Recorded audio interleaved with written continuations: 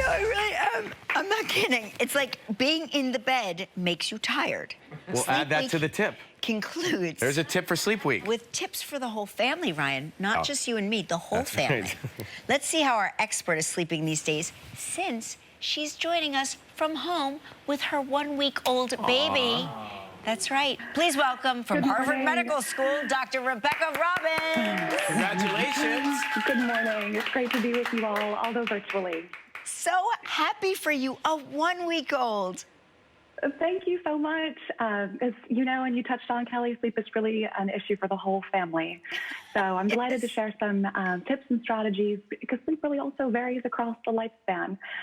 So to start off with newborns, I thought I'd bring in a special guest, if that's okay. We would love that. We love a newborn. Days new. Oh, my goodness. Oh, my gosh. He is 7 days old. He's a beauty. And we thought we'd share with you some of the tips and strategies that we've learned that can help with newborns. So interestingly, newborns have many reflexes when they're born, but calming themselves is not one of them. So the first suggestion is cultivating their calming reflex.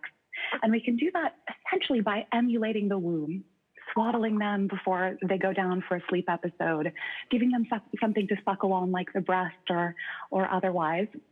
And also singing a lullaby, gently swinging them. These are all great strategies, again, to cultivate that calming reflex. Now, number 2, newborns really struggle to create kind of a circadian rhythm. It's hard for them much before 1 to 3 months of age, but we can help that process with a couple things. Number 1, getting outside as soon as the baby wakes up, go for a short walk, and helping them get some light exposure can go a long way towards facilitating the development of that circadian rhythm. The interesting fun fact is that breast milk expressed at nighttime actually has melatonin in it in higher concentrations. So expressing breast milk close to bedtime, you want to be careful with those bottles and give them to your child to help shift them to a daytime schedule, because actually in the womb, they're largely nocturnal, falling asleep during the day as mom rocks back and forth doing errands, walking around, and then comes awake at night. So we want to shift that schedule to a daytime schedule. What about if you have a child, like a school-age child or a younger child, sleeping in the same room as a newborn? Great question. So school-age children, also like newborns, need essentially as much sleep as they can get. And really good strategies for school-age children are to, number 1, try to avoid stimulating screen activities before bed. We don't want to activate the kind of prefrontal cortex in the brain when we're trying to soothe them to sleep. So you want to avoid anything stimulating like video games or games on screens. And number 2 is make the bedroom a cozy place and get their buy-in. Help them buy sheets that they love and want to get into at night.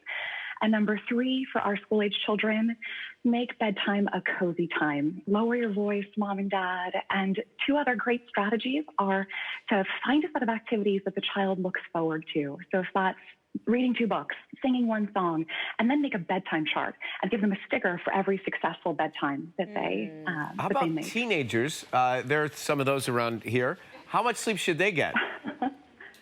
There are. Now, teenagers, and I hope this is helpful for your kids, Kelly, and everyone watching, teenagers really struggle with sleep. And for a couple of reasons, they actually need more sleep or as much sleep as their middle school counterparts. They're sleepier than they were in middle school, and they also struggle to fall asleep before midnight. And they really need 8 to 10 hours, but we think that they're coming into high school and becoming adults. To the contrary, there's so much growth and development to support that. Here are a couple things to keep in mind. Try to create a ritual with them. Help them power down well, and encourage them to avoid any screen time, school-based screen work. So if they're writing papers right before bed, not a good idea. Encourage them to finish that earlier in the day and switch to textbooks and other reading that will be more soporific. Number 2, again, cultivate bedtime rituals and try to be part of that with them. Maybe make tea with them, talk about their day. What about grown-ups and seniors? I notice, and I'm not going to name names, but certain parents in our lives, certain parents seem to sleep much more than they used to, and certain other parents seem to almost not sleep at all. So this really matters changes by the lifespan and where you are. So adults below the age of about 55 are generally, can follow the good sleep hygiene recommendations, which are, again, making time for sleep, getting enough, keeping a consistent schedule, falling asleep at the same time as much as you can. But older adults in particular really struggle, and a lot of us are caring for older adults now as our population grows older. So here are a couple things to keep in mind. Always keep bed for sleep. You don't want to be balancing your checkbook, fighting, anything else in bed. You want that to be kind of a safe space for sleep and sleep alone. And if your mind is buzzing, you're frustrated about something, write it down on a piece of paper, because there's no good that it can do bouncing around in your mind when you're trying to sleep. And this is a big one. If you toss and turn, never stay in bed. It's a myth that sleep you'll get if you toss and turn and stay in bed will be better than any sleep. Wrong. That sleep will be fragmented, and it's much better to get out of the bed, kind of reset the brain, and come back when you're tired. I just flip and flip and flip till I'm so angry it's morning. Sounds like a workout. Yeah. Dr. Robbins, thank you so much for joining us. Congratulations again. What a beautiful baby. Thank you so much for having us. Yes, of course. We've got info on this segment on our website, and we shall return with the inbox after this break.